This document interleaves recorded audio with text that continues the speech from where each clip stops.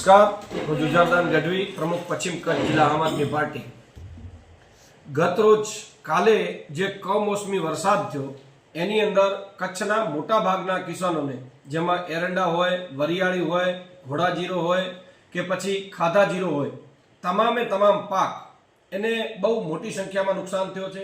પછી માછીમારો ભાઈઓના જે હોડા દરિયાની અંદર હતા એમને પણ હવાથી ખૂબ નુકસાન થયું છે.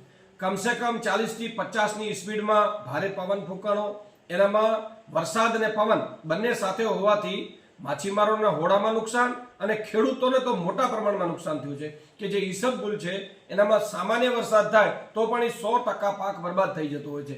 પણ આ તો ભારે પવન અને એની સાથે એટલો જ વરસાદ, એનાથી ખેડૂતોને ખૂબ નુકસાન થયું છે.